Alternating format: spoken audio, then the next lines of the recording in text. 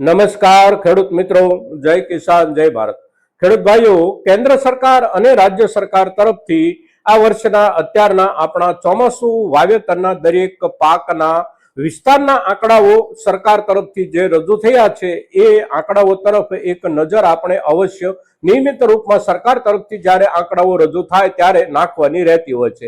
હવે આપણા વાવેતર વિસ્તારના જે કાંઈ આંકડાઓ હોય એટલે કે સોઈંગ રિપોર્ટ જે હોય એ સોઈંગ રિપોર્ટ અને ત્યાર પછી વાતાવરણ અને વરસાદના આધારે પ્રગતિ અહેવાલ એટલે કે પ્રોગ્રેસિંગ રિપોર્ટ જે કાંઈ હોય આ બંને રિપોર્ટ એટલે કે સોઈંગ રિપોર્ટ અને પ્રોગ્રેસિંગ રિપોર્ટ આપણા બજાર ભાવની સાથે ધીમે ધીમે અવશ્ય જોડાવા માંડતો હોય છે અને જેમ જેમ સમય આગળ વધતો જાય તેમ તેમ એની અસરો નીચે સંપૂર્ણપણે આપણા બજાર ભાવો આવી જતા હોય છે। એટલે એના તરફ નજર નાખવાની આપણા દરેક ખેડૂતો માટે અગત્યની જરૂરિયાત રહેતી હોય છે અને તેથી આપણે નિયમિત રીતે જે આંકડાઓ સરકાર જાહેર કરે એ આંકડાઓ આપ સૌની સામે પ્રસ્તુત કરવાનો પ્રયાસ કરીએ છીએ। હવે છેલ્લા આંકડાઓ જે સરકારે જાહેર કર્યા છે એ આંકડાઓ સરકારે 21 જુલાઈના દિવસે જાહેર કર્યા છે અને એ જાહેર થયેલા આંકડાઓમાં આપણે ગુજરાતના વાવેતરના આંકડાઓ અને રાષ્ટ્રીય વાવેતરના આંકડાઓ બંને આંકડાઓ તરફ નજર કરશું। સૌ પ્રથમ આપણે જોઈએ તો આપણા ગુજરાતમાં તલનું વાવેતર અત્યાર સુધીમાં જે થયું છે એ 6000 હેક્ટર વિસ્તારમાં જ માત્ર થયું છે આપણા ગુજરાતમાં। ગયા વર્ષે આ જ સમયગાળા દરમિયાનનું આપણા ગુજરાતનું વાવેતર હતું 26000 હેક્ટર। આ વર્ષે રાષ્ટ્રીય વાવેતરનો જે રકબો છે એ રકબો 5 લાખ હેક્ટરે પહોંચી ગયો છે અને ગયા વર્ષે આ સમયગાળા દરમિયાન તલનું રાષ્ટ્રીય રકબાનું વાવેતર હતું 6 લાખ હેક્ટર। ત્યાર પછી બાજરીનું વાવેતર તો આપણા ગુજરાતમાં આ વર્ષમાં થયેલું અત્યાર સુધીનું વાવેતર એટલે 81000 હેક્ટર। ગયા વર્ષે આજ સમયગાળા દરમિયાનનું આપણા ગુજરાતનું બાજરીનું વાવેતર એટલે 1,24,000 હેક્ટર। રાષ્ટ્રીય વાવેતર આપણે જોઈએ તો રાષ્ટ્રીય વાવેતર ગયા વર્ષની સરખામણીમાં આ વર્ષે વધી ગયું છે। સરકારના આંકડા પ્રમાણે ભારતનું કુલ રાષ્ટ્રીય બાજરીનું વાવેતર 40 લાખ હેક્ટર થઈ ચૂક્યું છે। ગયા વર્ષમાં આ જ સમયગાળા દરમિયાન વાવેતર હતું 39 લાખ હેક્ટર। ત્યાર પછી તુવેરનું વાવેતર તો તુવેરનું વાવેતર આપણા ગુજરાતમાં અત્યાર સુધીમાં જે થયું છે એ છે 1,36,000 હેક્ટર। ગયા વર્ષે આ જ સમયગાળા દરમિયાનનું ગુજરાતનું વાવેતર 1,17,000 હેક્ટર। રાષ્ટ્રીય વાવેતર અત્યાર સુધીમાં જે થયું છે આ વર્ષનું એ 25 લાખ હેક્ટર। ગયા વર્ષનું આ જ સમયગાળા સુધીનું વાવેતર હતું 30 લાખ હેક્ટર।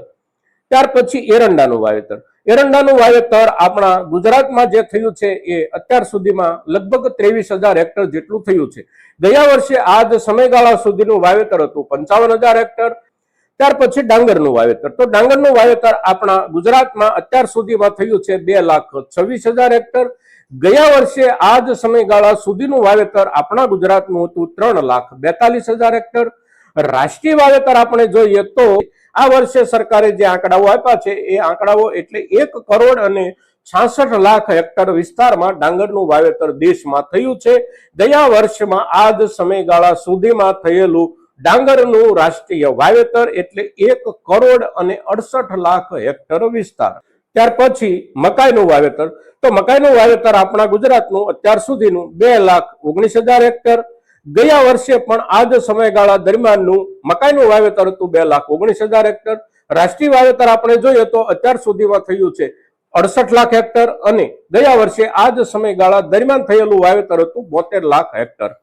ત્યાર પછી સોયાબીનનું વાવેતર તો સોયાબીનનું વાવેતર આપણા ગુજરાતનું અત્યાર સુધીનું લગભગ 2.5 લાખ હેક્ટર। ગયા વર્ષે આ જ સમયગાળા સુધીમાં થયેલું સોયાબીનનું આપણા ગુજરાતનું વાવેતર 2.25 લાખ હેક્ટર હતું। એટલે કે સોયાબીનના વાવેતરમાં ગયા વર્ષની સરખામણીએ આ વર્ષમાં આપણા ગુજરાતમાં સમયગાળાના હિસાબથી વધારો થઈ ગયો છે, સામે રાષ્ટ્રીય વાવેતરમાં ઘટાડો છે। રાષ્ટ્રીય વાવેતર આપણે જોઈએ તો અત્યાર સુધીમાં થયેલું વાવેતર એટલે 1,06,00,000 હેક્ટર વિસ્તાર અને ગયા વર્ષે આ જ સમયગાળા સુધીનું વાવેતર હતું 1,11,00,000 હેક્ટર વિસ્તાર।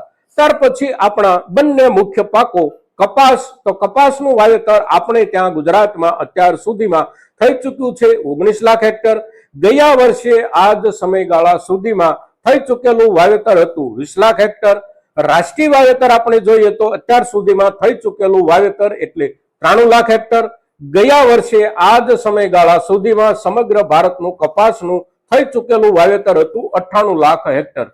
ત્યાર પછી આપણો સૌથી અગત્યનો પાક એટલે મગફળી પાકનું આપણા ગુજરાતનું વાવેતર એટલે અત્યાર સુધીનું 17 લાખ હેક્ટર। ગયા વર્ષે આ જ સમયગાળા સુધીમાં આપણા ગુજરાતમાં થયેલું વાવેતર 20 લાખ હેક્ટર હતું।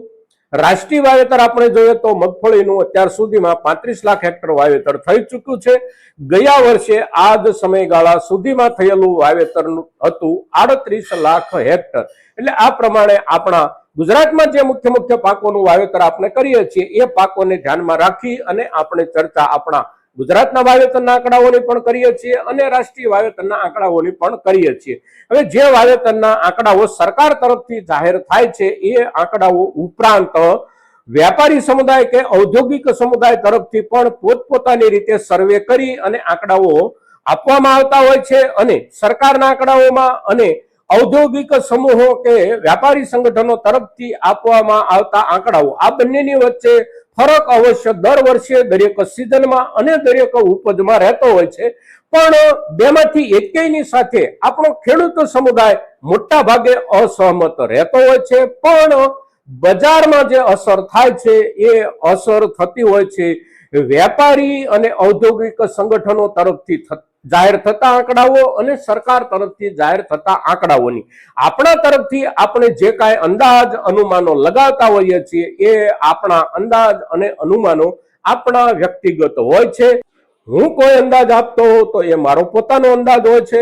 આપ દર્શકોમાંથી કોઈ ખેડૂત અંદાજ પોતાની રીતે તૈયાર કરે તો એ દર્શક ખેડૂતનો પોતાનો હોય છે। એટલે કે આપણા અંદાજો આપણા પોતાના વ્યક્તિગત હોય છે। આપણા વાવેતર અંગેના આપણા અંદાજો બિલકુલ હકીકતની નજીક હોય તો પણ આપણા અંદાજોની અસર બજારમાં એટલા માટે ક્યારેય નથી થતી કે આપણા અંદાજોની પાછળ સંગઠનની તાકાત નથી હોતી। આપણે જે કાંઈ અંદાજો રજૂ કરતા હોઈએ છીએ એ અંદાજો આપણા પોતપોતાના હોય છે।